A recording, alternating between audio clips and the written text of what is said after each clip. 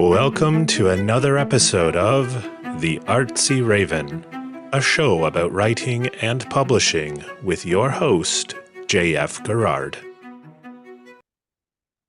Welcome to another episode of the Artsy Raven, and today our special guest is Rebecca Danzenbaker. And Rebecca believes in trusting your gut and chasing your dreams. That probably explains her massive career jumps, from teaching elementary school music to managing a team of 25 at Congressional Quarterly to running an award-winning photography business to writing young adult novels. When she's not editing words or photos, she's either reading, hiking, sending memes to friends, volunteering, planning incredibly detailed travel itineraries, being a goofball on social media, or cheering on her husband and two children as they chase their own dreams. Soulmatch is her debut novel, the culmination of 5 years of blood, sweat, and tears, and she did it. And we'll have Rebecca's website in the podcast notes, and please follow her on her socials. So, welcome, Rebecca. Thank you. Thanks so much for having me. So, when did you first know you want to be a writer? It sounded like you did a lot of things before this happened. I know, right? So writing was not on like my horizons at all, even though I've been a book obsessed reader my whole life, like just constantly absorbing books. You heard in my past history there that I'm a photographer, so I listen to audiobooks while I edit photos. So I will listen to like 100 books a year just sitting there editing photos. So I decided, okay, so the idea of writing a book didn't happen until 10 years ago, and actually now 15 years ago. In 2010, I was driving down a road. I had recently finished reading The Hunger Games, and I was all in, obsessed with it from the start, and that kind of kicked off my love of dystopian fiction. But I was driving down the road, I passed a cemetery, and I randomly thought, I wonder if my past self is buried there and what would their life have been like? And do we share anything in common? Maybe someday we'll have the technology to connect us to our past lives, like to be able to find out who we were, and maybe we'll be able to like share information with our next life. So that kind of like set off just a spiral of ideas of how the world would change if we could prove that reincarnation existed. I came home, I told my husband about it. He was like, "That sounds amazing." I was like, "I have an idea for a novel." And he was like, "Wait, what? What's happening?" Because, like, again, I never talked about writing. I never thought about writing. So I actually had no time. I was building my photography business at that moment in time, and I had two young toddlers. So I was also still working full time at Congressional Quarterly. So I was like, okay, I'm not going to write this novel now, but the idea just stuck with me. And I always it'd be one of those things you would say, like, oh, when I retire, I'm going to get like a cabin in the woods and write that novel I always wanted to write. And then COVID comes along, and by then I'm a full-time photographer. I'm pretty successful at it, just to like toot my own horn. Like I've won several awards for photography, and I like booked months in advance, that sort of thing. And I had to totally shutter my business because it was a non-essential business. And I was used to working like 12-hour days. Like if I wasn't shooting, I was editing photos, I was sending emails, and all of a sudden I was doing nothing. And my kids were preteen, they didn't need a babysitter, they were out riding bikes all day. I was baking bread, I was painting pottery, and I was getting so stir crazy. My husband was the CEO of a company, so his entire day was spent trying to keep his company afloat during that chaotic time. Like, how do we not go out of business when we can't all to be together? Like people had never heard of Zoom at that time. And so we were just like laying in bed one night, and I was like, maybe I'll write that novel. And I said it like as a joke. And the next day, I was just on a website called Creative Live. I don't think they are active right now. I can still log in and see all of the workshops that I've bought over the years, but they had workshops for creatives and across all sorts of things: photography, writing, art, like you name it. Yeah. And so I was in the middle of like, well, I'll learn some new Photoshop techniques. I was in the middle of a workshop and I just paused it and I was like, I don't even know when I'm going to be able to use this again. I'm going to forget it by the time that I do. So I like went to the search bar and I wrote how to write a novel search, and a one workshop came up by Lisa Cron. If you're a writer, you know that name. And it was called Story Genius, or yes, it was called Story Genius. No, Wired for Story. It's one or the other, because one's the name of her novel and one's the name of the workshop. And I was like, sure. It was on sale because it was COVID. So I think I bought it for like $25. It was a 3-day workshop and it was literally like a 4 hour, like 3, 4 hour workshop. So they were long, and she went through like how to write a story and how to outline a novel. And so by the end of that, I had an outline for a novel and I did some research and then I just started writing. And I had so much fun. So leading up to the actual writing, had for the very first time in my life was starting to have panic attacks because I was so like business minded and like I can't, like, how are we going to make money? Are we going to survive? Are we going to get sick? Are we going to die? Like it was just, are we going to get groceries, toilet paper? When are we getting toilet paper? You know, it was all that like running through your head. And I was so sucked into this world all of a sudden that like all of that went away and I started really having fun. So that's the long story of how I became a writer. Yeah. Okay, okay. So now, let me see. Were there moments that it was hard to finish? Like I imagine, like I don't know. After I had my baby, I just couldn't write long form. I was writing more short fiction. But So I think I am really good about like zoning things out. In fact, so much that like my husband will like say things to me, I'll acknowledge them, and then I will have not been a part of that conversation at all. So I will get so hyper focused on the story that I become like it's almost an unhealthy version of myself where I'm not eating. I wait the longest to like take a bathroom break because I don't want to escape my story. Like I want to stay mhm. invested. So finishing the first draft was fine. I think now that I've written like I have 4 manuscripts now, like I do have trouble with toning out like social media, especially like because you kind of feel like you have to, as an author, like engage with social media. Like, not only do I want to support my friends, but if I don't like respond to comments, then the algorithm won't pick it up. So I feel like I can never quite turn that off, even when I've like scheduled posts to go up when I should be working on other things. I feel like I'm constantly checking it. So now I feel like I have to like set the timer and put my phone on the floor and just be like, all right, Becky, you're going to write for 15 minutes. Don't look at your phone. You can go 15 minutes without looking at your Yeah. phone, you know?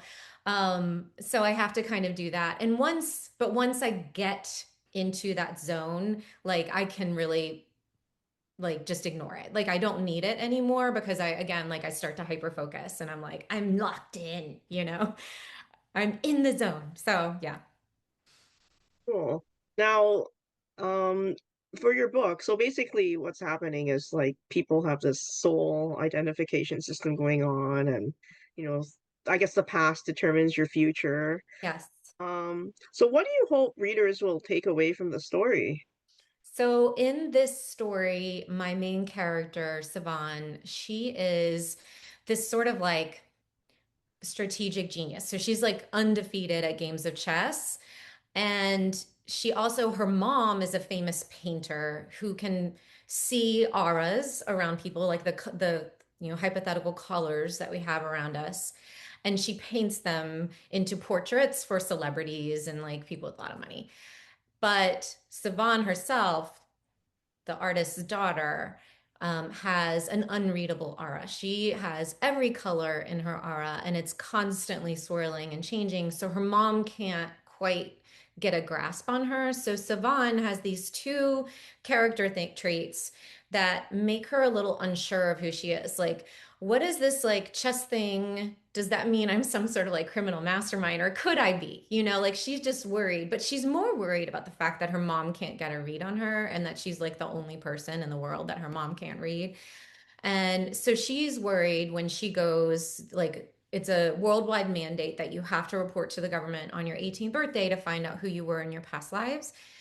And then for most people, it's great. Of course, like if you're going to have international buy-in on something, for the most people, it's going to work out fine. You'll get your inheritance from your former life. You'll find out what skills you're best at. Most people already know that. You'll get scholarships, you'll get career offers, things like that. But for a very, very small percentage of the population, you could find out that you have a criminal past, in which case all of your inheritance has been forfeited. And if you haven't completed a prison sentence, you could have to go directly to jail to complete your prison sentence. So there's some stirrings in my character's mind of like, I don't really know myself.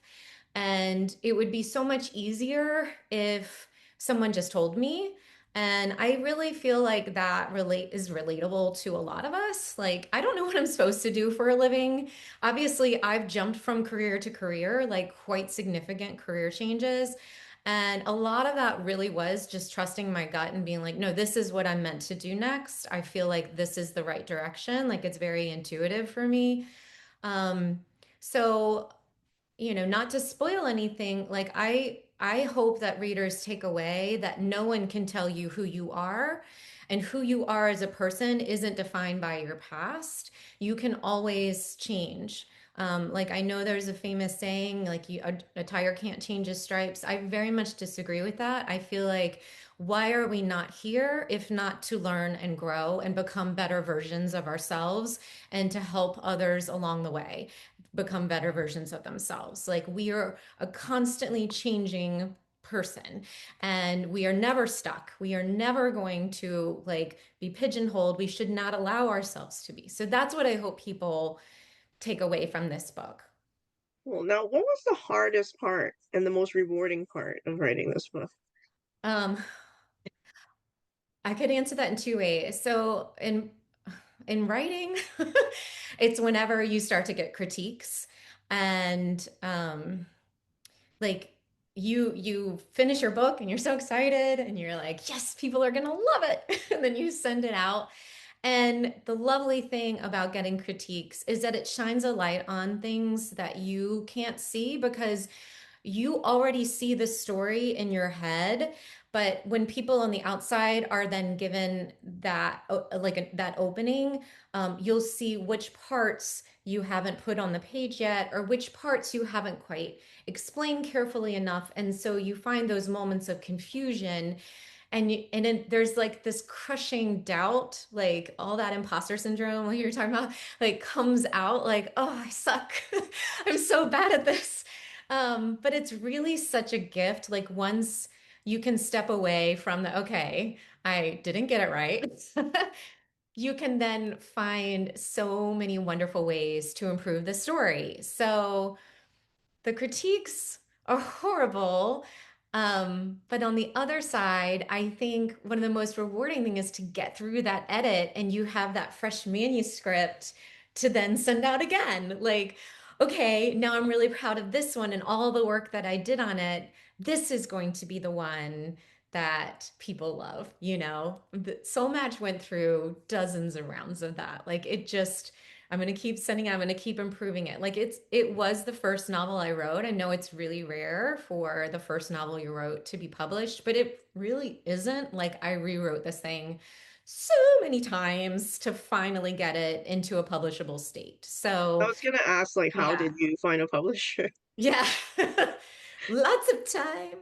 Lots of persistence. So I got an agent. I had 90 rejections on this, but it wasn't 90 rejections of the same manuscript. That was me sending out like a dozen or less, like 5 to 10, and then, okay, that version isn't working. Let me write it again, So it was like more versions, finding more critique partners, new beta readers, like what can I change?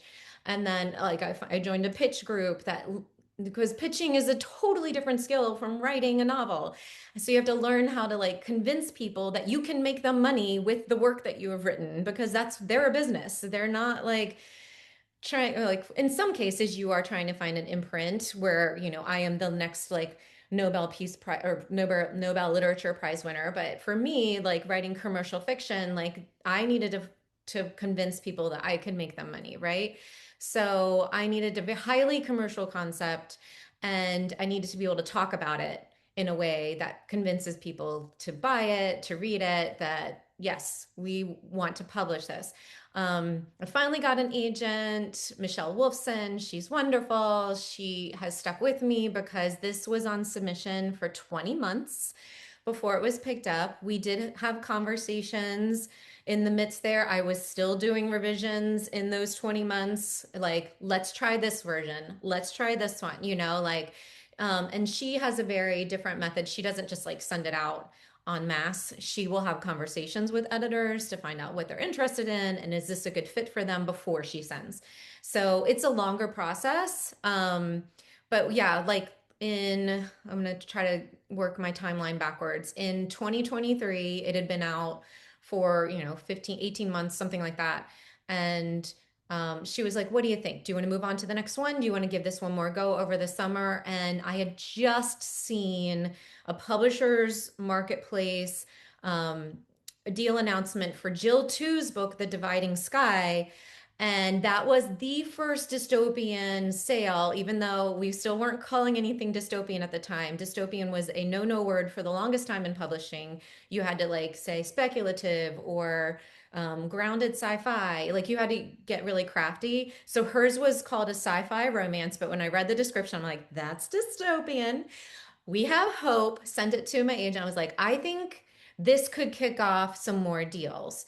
Um, Especially because it was Joy Revolution, which was a new imprint of Penguin, and they were picking up a lot of like really revolutionary types of work. So I was encouraged by that. I was like, I think that what they're doing there will help me to get, even though they're working with marginalized authors, I was like, I think that could help propel me into a book deal as well because other public imprints will say, oh, okay, so dystopian might be hitting again. They're going to take a chance on Jill Two's book. Like maybe we should look at some dystopian titles. That was what I was hoping for. And it worked because well, not even like a month after my agent sent it to my editor at Simon & Schuster, I had a book deal. And I didn't have a call ahead of time. There was really no indication that it was going to acquisitions. It was a complete surprise. The most we heard from the editor was 4 days before we got the offer. She said she was enjoying it. Okay. That was it. So it was a shock, especially after 20 months. Like, what the heck? Like, I'm getting chills now just thinking about it. I try to talk up Jill Two's book as much as possible because I do credit her so much for me getting my book deal, and her book is lovely. It's a wonderful read. It's won like many awards, and she's got 3 stars from trade publications. So please pick up Jill Two's book, The Dividing Sky. It's a wonderful read. Yes. Well, now you mentioned you have more manuscripts. Are they sequels to Soul Match or are they totally No. different? Okay. So Soulmatch was supposed to be, by the way, I have a copy sitting here. It's like the most beautiful book I've ever seen in my life. This is it. Beautiful. Yes, and I know some of you are listening probably, but it's got a beautiful like matte cover with the title in a vertical position, which is what you never see. But then the person, the main character on the front, kind of is sparkly and shiny. So I'm like, ooh, sparklies. Shoot, I forgot what your question was. Oh, was there a sequel to Soul Match Okay, thank or you. okay. So when I first wrote it, when I got the agent even, it was supposed to be a duology. So I had the whole second book plotted out. And when my agent signed me, she's like, I want you to take everything you planned for the second book and put it in the first book, but don't increase the word count.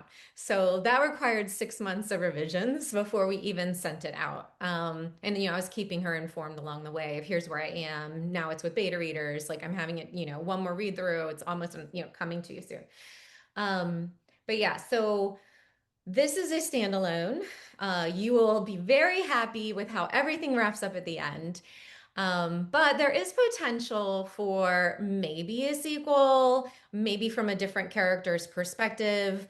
and or a prequel from previous lives, because as you'll see as things go through, things are happening in previous lives that set up what's going to happen in this life. So before I even started writing, I had to create a spreadsheet of everyone's past lives and where they intersected and how they intersected to write this one, and then make it come together in a seamless way where people aren't like, I need to see the spreadsheet, you know?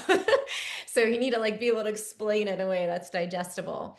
The other books that I've written are totally different. In fact, like I took the write something different while you're on submission to heart, and the other books are like two of them are contemporary romances that are, you know, set current day, and one's a High School Musical meets Carrie, and you know, the other one is like a private school retelling of The Wizard of Oz. And then I got a two-book deal, and of course, like Simon Schuster would want something in the same genre. So I'm currently working on revisions for my second novel, which is called Predestined.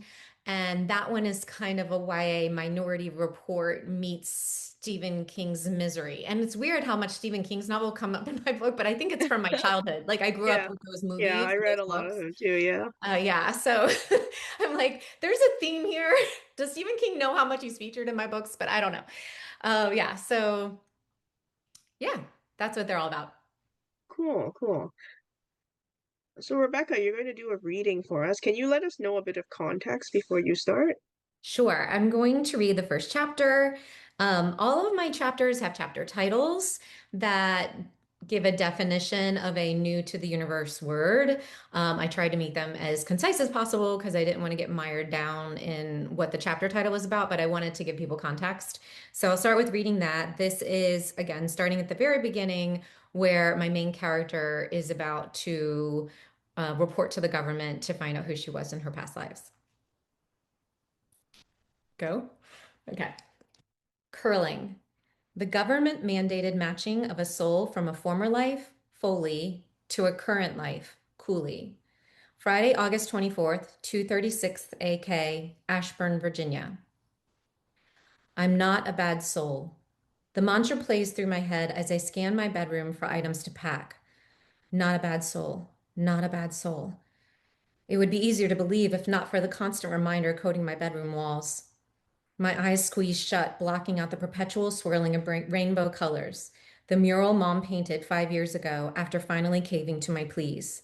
She can read auras, the palette of energy each person emits, which she depicts into one-of-a-kind portraits for her rich and famous clientele. But mine looks nothing like her usual work, and not just because of the sheer scale of it. Normal people have one or two colors in their auras. I have them all. We don't know what that means. Stop thinking about your messed up aura and focus on packing. What will you need for your visit to the Institute? No matter how many times I've checked my list, I can't shake the feeling I'm forgetting something. Restless fingers twist my long brunette locks as I scan my room, waiting for something to pop out and scream, "Take me with you." I definitely won't need any of my old art projects, paintings, holograms, luminous tapestries. Not even sure why I still have them, except for their one common attribute. The center of each depicts the symbol I dream about each night, a circle with an X inside of it. I don't know what that means either, but I bet my past lives do. 3 more days. I clasp my hands together using my thumbs to draw the familiar crossroads symbol into my palms. Only 3 days until my mandatory curling, when these questions and more will be answered. What's up with my abnormal aura? Who was I in my previous lives? What should I do for a living? Do I have a soulmate? I yank my hands apart, groaning. Or am I a bad soul, destined to leave the institute in handcuffs? I flop into my hovering desk chair and spin, taking in the walls again. If I had inherited some of Mom's artistic talent or my father's prowess with numbers and computers, my uncertain future wouldn't keep me up at night. Unlike me, they didn't need their curlings to decide what to do for a living. Dad died before I was born, but Mom said several companies recruited him based on his past life successes. He ended up accepting the generous offer from the same government institute I'll report to this morning. I wish he still worked there. It would be nice to see a familiar face. The notification of yesterday's notable curlings pops up onto my specs, the high-tech glasses Mom gave me at graduation. I place my foot on the floor, coming to a stop. Maybe, just maybe. Savon, are you ready? Mom calls up, Her footsteps echo off the wooden stairs, accompanied by her whistled rendition of Happy Birthday. The serenade sounds more like a funeral dirge than well wishes. Hurry before she gets here.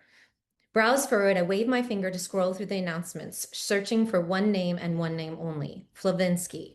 Please and please no, simultaneously whisper in my head, vying for dominance. Almost 2 years have passed since Flavinsky's expected curling. Maybe they'll show up today and I'll have one less thing to worry about. Not that I want someone else to be Flavinsky. No one wants to learn that they're the most notoriously tragic soul in curling history. In a perfect world, Flavinsky would never appear on this list again. I find the Fs. F1NA7TC, CFO, 3 lives. F4521F4, Surgeon, 5 lives. FAR3ZNH, Celebrity Pastry Chef, 3 lives. FY201O0, Comedian, 4 lives. No Flavinsky. I pull in a relieved breath, then hold it through the sinking terror. Is that what my unreadable aura means? Am I Flavinsky? Mom reaches my doorway. To hide my panic, I turn my back to her, but after 18 years, I should know better. She can see my aura from any angle. Whoa, what's wrong? You're like a big gray cloud. Though my colors constantly shift, like the paint on my walls, she can pick up hints to my mood based on their intensity. I remove my specs and shove them into the outside pocket of my red duffel bag. With sweaty palms, I tug the sides together and zip it shut. I'm nervous. She approaches and hugs me around the waist, plopping her head onto my shoulder. I get it. Feels like yesterday I was heading to my own curling. Her sage-like scent of kinetic paint will be sorely missed this week. I fill my lungs to lock it inside. Mom turns me to face her, offering a compassionate smile. But you've looked forward to this for ages. She jiggles my shoulders. I'm finding out who you were in your past lives won't change who you are, Savan. You'll go in, my little indigo, and come out, my little indigo. A grayish indigo, apparently. I wish my aura were actually indigo blue, and that wasn't just an endearment. I was too young to remember, but Mom says she started calling me indigo after teaching me the colors of the rainbow. She was explaining that most people can't distinguish indigo light from its neighboring blue and violet. Kind of like how I can't interpret your many colors. You're my little indigo. The name stuck, and my aura is still indecipherable. Mom tells me not to worry about it, but how can I not? If my erratic colors mean I'm a bad soul, these could be the last minutes I'll spend in my bedroom and the last time I'll ever see her. Mom cups my jaw with her terracotta hands, exactly 2 shades darker than mine. I see past the haziness to that beautiful heart of yours, and nothing you learn this week will change how much I love you. I love you too, Mom. I wrap my arms around her shoulders, slipping my hands into her soft chestnut curls. If I hit the jackpot this week, I promise to share my fortune with you. She scoffs and pulls back. I wouldn't dream of it. The ballots from your former lives are yours to keep. Don't you think I would have had more kids if I wanted a share of their inheritance? I know, I know. I nudge her with my elbow. But a brother or sister would have been nice. Psh, you have Vivi and Cora. I couldn't have given you anyone better if I tried. I bite my bottom lip to hold back a smile. Vivi, Cora, and I have been practically inseparable since they moved into our neighborhood 10 years ago. Their parents became my second parents, and their older brother treated me the same as his twin sisters, like a nuisance. But Vivi and Cora left to attend the North American Intelligence College 2 months ago, and my other friends have started their new lives as well. It sucks to be the youngest in my class, the last to be curled. My heart twinges. It's finally my turn. If I'm a good soul, like Vivi and Cora, like most people, I'll leave the Institute with my career path and inheritance, maybe even a soulmate. But something tells me I'm not like most people, and that something is the mural swirling around my room. I lace my fingers together and knead a circle across my left palm, then cross it with a deep X before switching hands. Are you sure you don't want me to come to the city with you? Mom takes my hands to stop my nervous habit. I can push back my next sitting. I force a smile, hating myself for worrying her. No, I'll be okay. This is it then. I lift my duffel from the bed, taking one last look around before my gaze settles on the walls. Not a bad soul. Not a bad soul. Mom embraces me, squeezing harder than she has in years. I love you, Savan, no matter what. I close my eyes and shudder. Maybe not a good soul either. Wow, thank you very much for sharing that with us. Yeah, that was fun. That was actually the first reading I've ever done of it. Well, Yay. I'd like to wish you best of luck on your writing journey as you continue. Thank you. This was really fun. It was wonderful talking with you. For more upcoming episodes of the Artsy Raven about writing and publishing, visit us at jfgarrard.com/arpodcast. A reminder to Patreon subscribers that there is bonus content available for every episode on the Patreon website. If you enjoyed the show, you can show your appreciation by buying us some digital coffee. The Artsy Raven is produced by J.F. Garrard. The voice in the show's introduction is Chris Gorman, and music is by Tim Moore. Thank you for tuning in. Until next time, stay safe.